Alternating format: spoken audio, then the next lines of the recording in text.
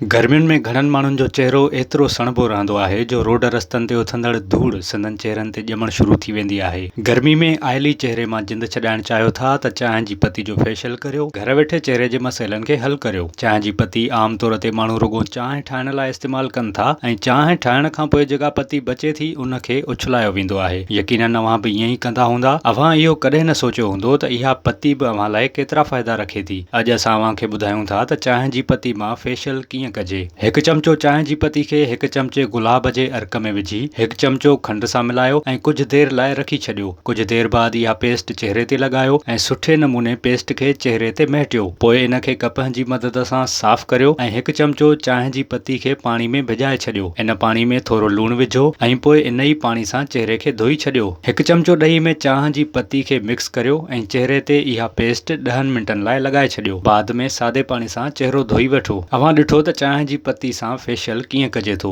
इहो फेशियल जेकॾहिं अव्हां रोज़ानो कंदा त अव्हां खे जल्दी इन जा असर नज़र अचण शुरू थी वेंदा। हिन फेशियल सां अव्हां जे चहिरे ते वाधू तेल कंट्रोल में अची वेंदो। इहो चहिरे ते मौजूद दाग़ ऐं घुंज ख़तम करण जो सभ खां बहितरीन तरीक़ो आहे। चांहि में folic acid, beta carotene, alpha carotene, vitamin B6, B12, B9 ऐं अमाइनो एसिटिक थाइमन हूंदा आहिनि जेके जिल्द खे थधाण फराहम करण सां गॾोगॾु चहिरे जी खल ते मौजूद धूड़ खे छिके ॿाहिरि कढंदा आहिनि। इहो ई सबबु आहे जो हिन सां अव्हां जो चहिरो ताज़ो थी वेंदो आहे। विज़िट कयो अवामी आवाज़ मीडिया ग्रुप जी वेबसाइट awamiawaz.pk